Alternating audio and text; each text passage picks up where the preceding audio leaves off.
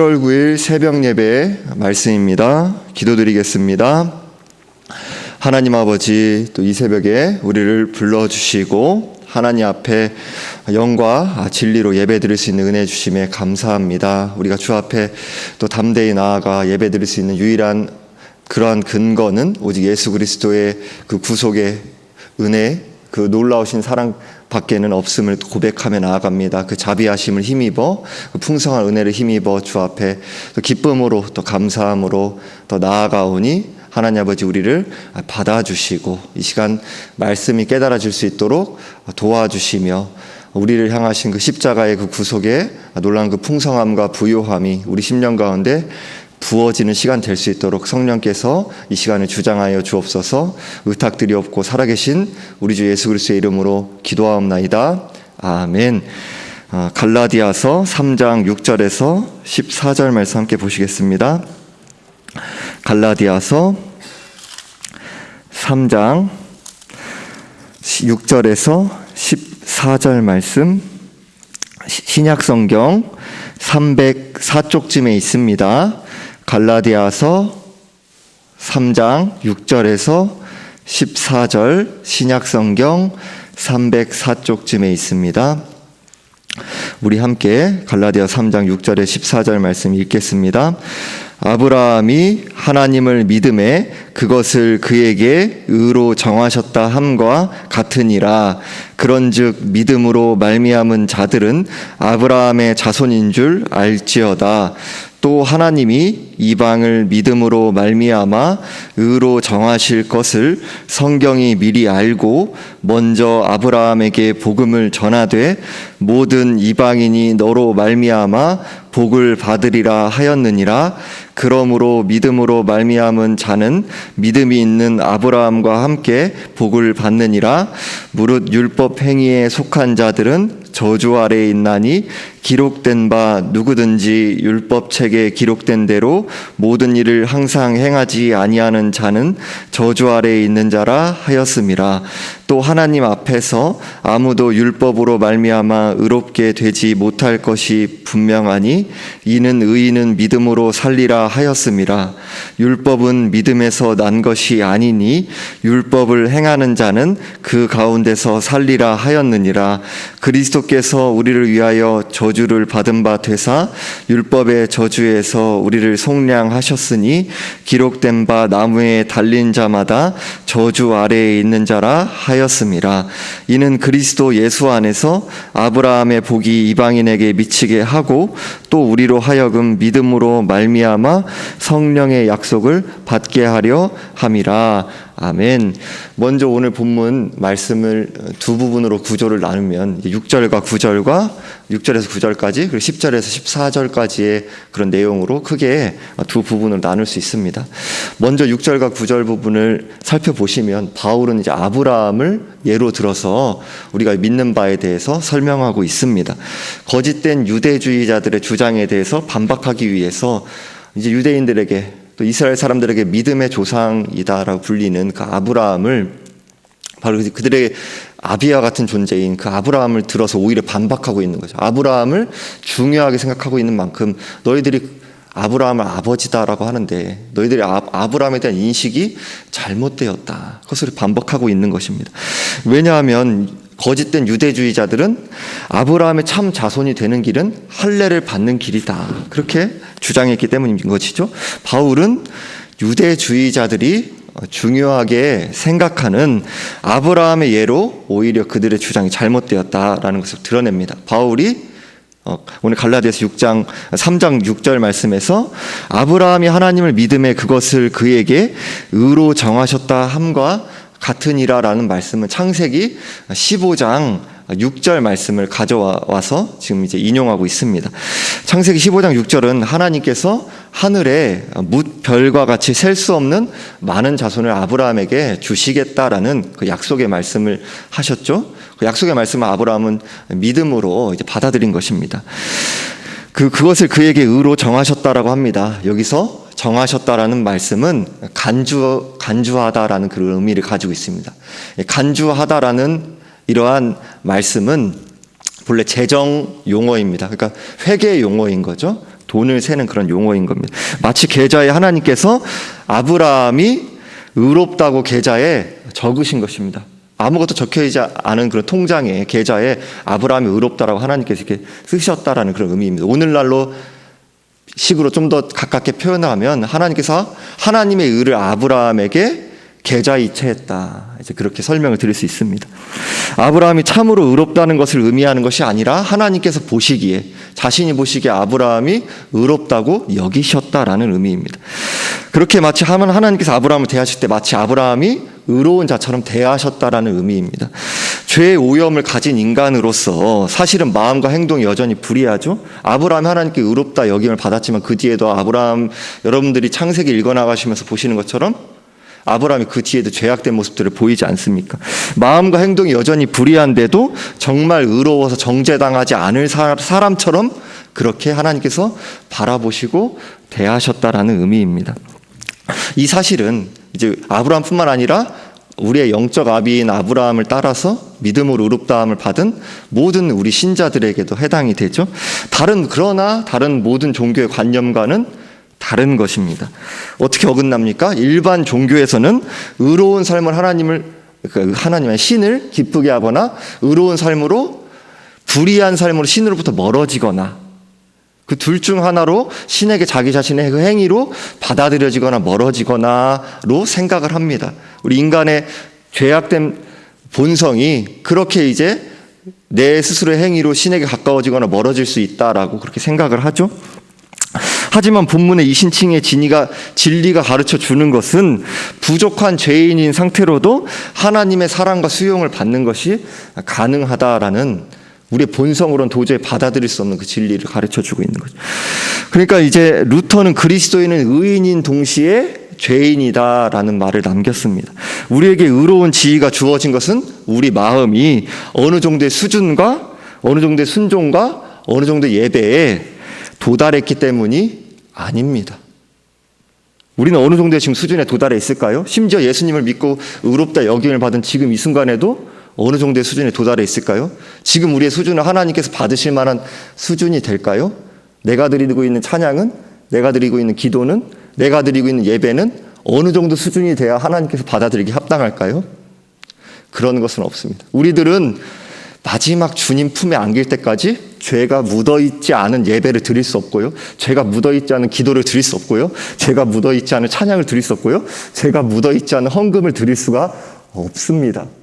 내 스스로의 수준에 대해서 정직하게 성경의 말씀으로 비추어서 인간의 관점이 아니라 인간이 인간을 바라볼 때 조금 더 의로운 사람, 덜 의로운 사람이 있죠. 하지만 오늘 본문의 말씀 우리의 자기 의를 박살내는 겁니다. 인간은 어느 한순간 하나님 보시기에 완전하게 100%의 예배와 삶을 드릴 수가 없습니다. 우리가 깨끗하고 완전히 우리의 삶이 청소되어서 하나님께 받아들여지는 것이 아닙니다. 그렇게 해서 우리가 의가 하나님으로부터 전가되는 것이 아닙니다. 거꾸로 우리는 죄인일 때 전적인 하나님의 은혜로 의롭게 여겨 주시는 것입니다. 다만 그 뒤에 우리들이 율법 말씀을 붙잡고 살아가는 것은 그것으로부터 우리에게 구원이 주어지기 때문이 아니라 구원받은 자로서의 감사와 감격, 합당한 반응으로 이미 하나님 우리를 거룩하게 여겨주시지만 거룩의 분투를 주의 성령을 의지하여 그리스도와 연합한 자로 거룩의 씨름을 해나가는 것이지 그것으로부터 우리가 의롭게 여겨짐을 받는 것이 아닙니다. 이어서 7절에서 그런즉 믿음으로 말미암은 자들은 아브라함의 자손인 줄 알지어다라고 합니다. 7절 원문에서 알지어다라는 말씀이 가장 서두에 오고 있습니다. 그러니까 이제 일부러 의도적으로 알지어다라는 그 말씀을 서두에서 강조하고 있는 것입니다. 오직 그리스도를 믿음으로 말미암은 자들은 아브라함의 영적인 자손으로서 의롭다함을 받으며 구원에 이른다라는 것을 가르쳐주고 있습니다. 이어지는 8절 상반절에서 또 하나님이 이방을 믿음으로 말미암아 의로 정하실 것을 성경이 미리 알고라고 합니다. 성경은 그러니까 하나님의 마음이 담긴 거죠. 하나님의 계획이 담겨 있습니다.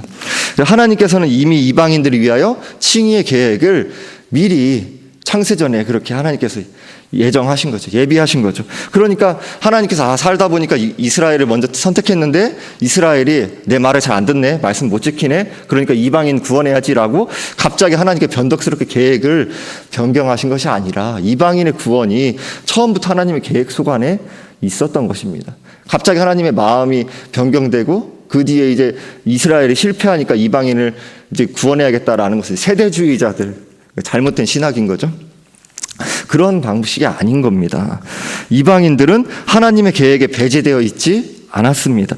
단지 이방인들을 의롭다 할 계획이 실현되기 위해 적절한 하나님의 그 계획 안에서, 경륜 안에서 하나님의 때가 이르는 그런 시간이 하나님의 섭리 가운데서 필요했을 뿐입니다.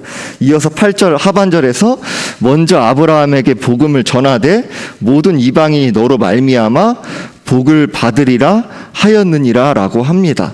사도 바울에게 있어서 구약 성경은 복음이었습니다. 그러니까 사도 바울이 갈라디아서 전체를 통해 자주 율법의 의미를 이야기해요. 근데 우리들이 갈라디아서는 율법 행위에 대해서, 율법 행위로 의롭다함을 얻는다라는 그 주장에 대해서 사도 바울이 복음 진리를 수호하기 위해, 변호하기 위한 그런 목적으로 쓰여져 있기 때문에 율법과 복음을 계속해서 대조되는 위치에 놓습니다. 그런데 우리들이 잘못 이해하면 율법 자체가 악한 것이고 처음부터 거짓된 것이고 이렇게 오해할 수가 있습니다. 그것이 아닌 거죠. 율법 자체도 하나님께 주신 것이기에 온전하고 선한 것이죠. 그러니까 오늘 이어지는 문맥에 더 자세히 다루겠지만 8절 하반절에서 바울이 구약 성경을 복음이다라고 지금 정의하고 있어요. 구약 성경을 그 복된 소식이다라는 겁니다. 그렇게 인식하고 있었다는 것을 우리에게 보여줍니다. 그러니까 8절 하반절에서는 모든 이방인이 의롭다 여김을 받는 복을 누릴 하나님의 풍성하시고 위대한 계획을 보게 되죠. 그런데 9절에서는 그러므로 믿음으로 말미암은 자는 믿음이 있는 아브라함과 함께 복을 받느니라 라고 합니다. 아브라함의 복이 이방인 누구에게나 해당되는 것이 아니다라는 사실을 9절에서 보여줍니다. 아브라함과 마찬가지로 이방인도 믿음으로 말미암는 의로 의롭다 여김을 받았습니다. 약속의 말씀을 따라 오직 그리스도를 믿는 믿음으로 의롭다 여김을 받게 된 거죠. 6절에서 9절의 말씀에서 아브라함을 예로 들어서 이신칭의 진리에 대해서 그렇게 설명했다면 이어지는 10절에 14절 말씀에서는 율법 행위의 불가능함, 율법 행위로서의 모든 인류가 율법 행위로 의롭다함에 이를 수 없다라는 것을 보여줍니다. 10절에서 무릇 율법 행위에 속한 자들은 저주 아래에 있나니라고 합니다. 근데 9절에서 믿음으로 말미암은 자라고 이야기하고요. 10절에서는 율법 행위에 속한 자라고 일부러 대조시키면서 이렇게 이어지는 문맥에서 비교하면서 이야기하고 있습니다. 지금 사도 바울은 믿음과 율법을 대조하고 있는데요. 지금 믿음과 율법 그 자체를 대조하고 있는 것이 아니라 믿음과 율법 행위를 대조하고 있습니다. 더 자세하게 볼 때 그렇게 우리가 알 수 있는 거죠. 율법이 이제 믿음과 대치되는 것이 아니라 지금 율법 행위로 구원에 이르는 것과 믿음으로 구원에 이르는 것을 대조해서 보고 있습니다. 9절에서 믿음으로 말미암은 자는 복을 받느니라라고 말씀하고 있는 반면 10절에서는 율법 행위에 속한 자들은 저주 아래에 있느니라라고 이야기합니다. 율법 행위에 속한 자들은 자신의 능력을 의지하는 자들이다 이렇게 정의할 수 있습니다. 그러니까 자기 자신의 능력으로 율법을 행하려고 하는 사람들은 저주 아래에 있다라는 의미입니다. 저주 아래에 있다라는 말은 의롭게 되는 일이 불가능하다라는 뜻입니다. 자신의 능력으로 율법을 행할 수 있다고 하는 사람들은 결코 하나님의 의에 이르를 수 없음을 보여줍니다. 10절의 중반절 이하에서 그 이유를 보여주는데요. 기록된 바 누구든지 율법 책에 기록된 대로 모든 일을 항상 행하지 아니하는 자는 저주 아래에 있는 자라 하였음이라라고 신명기 27장 26절 말씀을 인용하며 말씀합니다. 율법책에 기록된 것에서 하나라도 지키지 않으면 저주 아래에 있는 자라는 뜻입니다. 야고보서 2장 10절에서는 누구든지 온 율법을 지키다가 그 하나를 범하면 모두 범한 자가 된다라고 합니다. 그러니까 하나라도 말씀 못 지키면 모두 범한 것과 같다라는 겁니다. 하나님 기준에서 그렇다라는 것입니다. 따라서 모든 인간 중에 율법을 온전히 지킬 수 있는 자가 한 사람도 없다라는 결론에 이르게 되죠. 여기에서 아주 주의해야 될 것은 사도 바울이 율법 자체를 악하다라고 표현하고 있지 않다라는 겁니다. 문제는 율법에게 있는 게 아니라 율법을 지키지 않는 사람에게 있는 것입니다. 사람이 율법으로 의롭게 될 수 없는 이유는 율법에 문제가 있기 때문이 아니라 율법을 지키지 않는 그 사람에게 있는 거죠. 그 당사자에게 있는 거죠. 소요리 문답 82문에서는 사람은 하나님의 계명들을 완벽하게 지킬 수 있습니까? 라고 묻습니다. 그 답은 단지 사람으로서는 어떠한 이도 타락 이래로는 금생에서 하나님의 계명들을 완벽하게 지킬 수 없고 오히려 매일 계명들을 생각과 말과 행동으로 범합니다 라고 합니다. 11절에서는 또 하나님 앞에서는 아무도 율법으로 말미암아 의롭게 되지 못할 것이 분명하니라고 합니다. 이 모든 것을 종합해 볼 때 율법으로 의에 이르를 수 있는 존재가 없는 거죠. 극가닥에 이어지는 11절의 하반절에서는 그러니까 이는 의인은 믿음으로 살리라 하였음이라 라고 합니다. 여러분들 의인은 믿음으로 살리라라는 말씀을 들으면 어떻게 들리세요? 이제 먼저 의인이 됐고, 그러니까 이는 의인은 믿음으로 먼저 이제 의롭게 된 사람으로서 믿음으로 살리라. 그렇게 마치 우리들이 언뜻 보면 사람이 이미 의롭게 되고 그 뒤에 믿음으로 살게 될 것이다라고 그렇게 들리죠. 그러나 이 말씀은 결과를 분명하게 알고 그 과정을 말하는 것이다 이렇게 이해할 수 있습니다. 그러니까 쉽게 말씀드려서 여기서 살리라라는 동사가 미래 시제입니다.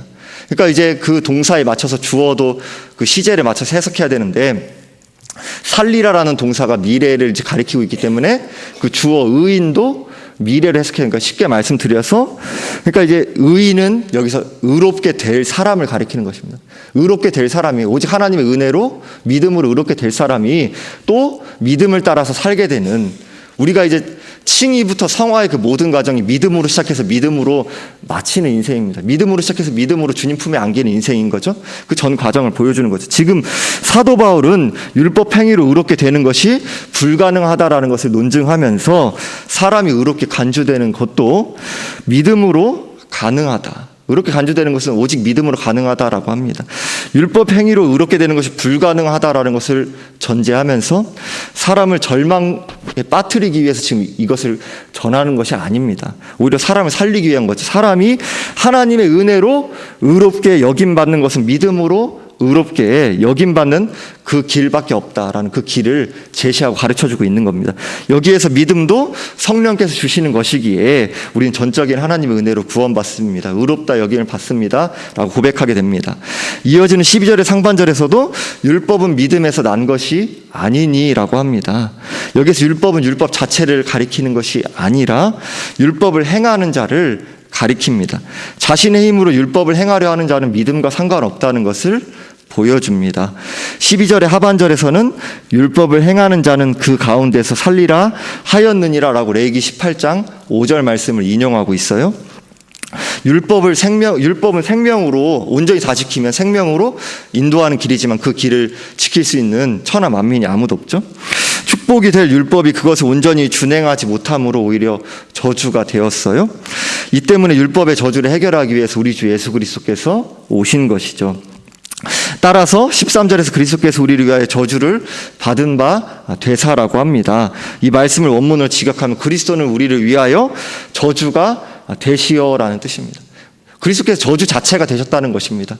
어떻게 보면 참람하게도 그리스도께서 저주가 되셨다.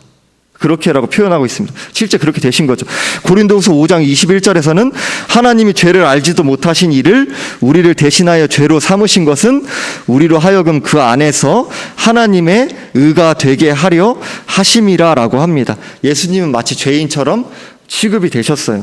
악인이 져야 할 모든 법적인 책임이 우리가 받아야 되는 모든 법적인 책임이 예수님의 책임인 것처럼 여겨졌어요.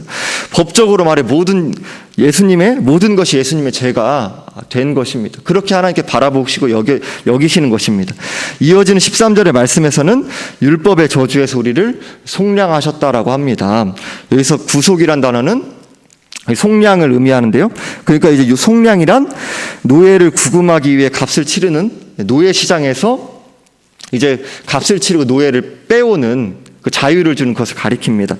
당시에 친구나 친척들이 감금당한 노예를 값을 치르고 자유를 주곤 했습니다. 우리는 예수님의 생명으로 자유를 얻고 구속함을 받은 거죠.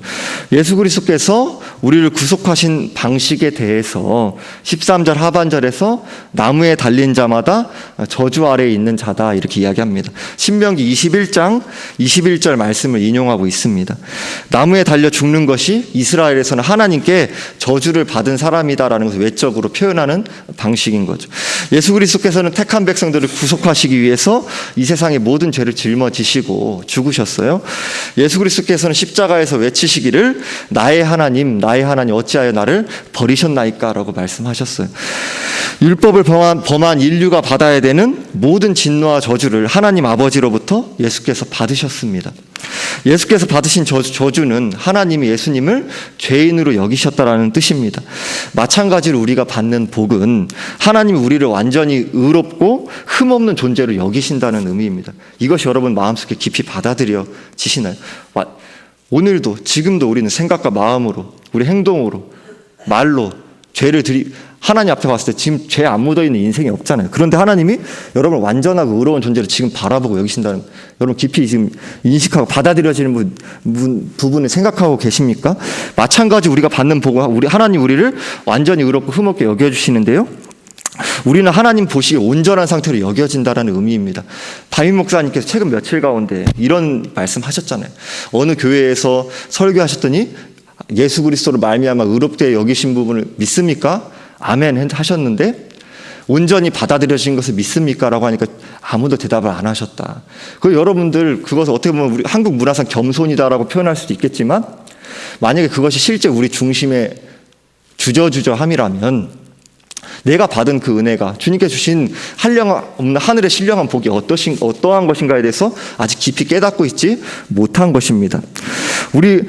여러분들은 그리스도를 믿음으로 온전한 상태로 하나님께 바라봐 주시고요, 그것이 계속 유지되는 것입니다.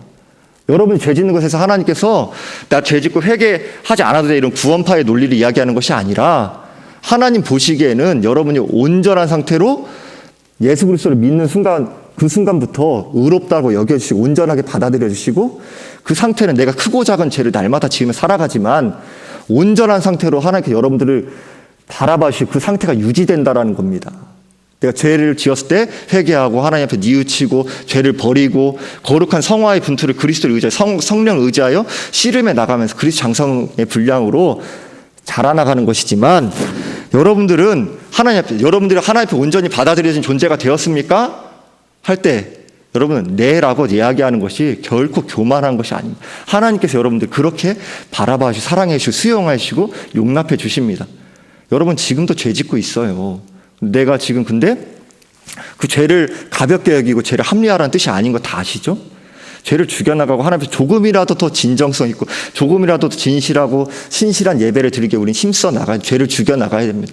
동시에 그럼에도 불구하고 주님께서 지금 나를 온전하게 받아들이시고 사랑하신다, 수용해 주셨다라는 그 진리가 내 마음속에 깊이 새겨져야 합니다. 이건 단순한 감상이 아니라 복음이 말하는 바입니다. 예수께서 십자가에 달려 저주가 되신 결과를 14절에 보여줍니다. 먼저 이는 그리스도 예수 안에서 아브라함의 복이 이방인에게 미치게 하고 라고 합니다. 예수 그리스도께서 저주를 받으심으로 그리스도를 믿음으로 이방인들도 의롭게 여김을 받는 복을 누리게 되었습니다. 또 우리로 하여금 믿음으로 말미암아 성령의 약속을 받게 하려 함이라라고 합니다.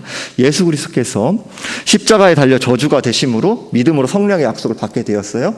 예수 그리스도 믿을 때부터 여러분 안에 성령이 계시고 여러분의 구원의 전가적을 끝까지 주님 품에 안길 그때까지 함께 계십니다. 여러분 죄 짓는 데 성령님이 떠났다가 들어갔다 나갔다 하시는 거 아니에요. 마찬가지 같은 원리인 거죠. 오늘 그리스도를 믿음으로 나아가지 아니하고 자신의 힘과 능력을 의지하여 율법 행위로 구원을 받으려 하는 자들이, 그리스도를 믿지 않고 율법 행위로 구원을 나아가려 하는 자들이 저주 아래에 있다라는 그 말씀 함께 살펴보았어요. 행위로 구원받으려면 깊은 불안과 초조함이 따라요. 심지어 신자인 예수 그리스도를 믿음으로 구원받은 우리도 그 복음 진리가 내 마음속에 깊이 그것으로부터 우리 초점이 이탈해서 그러면은 깊은 불안과 초조함이, 내가 말씀으로부터 이제 하나님 앞에서 어떠한 존재인가, 그런 각성이 필요하고 우리 자신을 끊임없이 성찰해야 되지만, 행위로 구원받으라는 그 자체로 초점을 맞춰 나가다 보면 깊은 불안과 초조함이 우리 가운데 찾아오죠.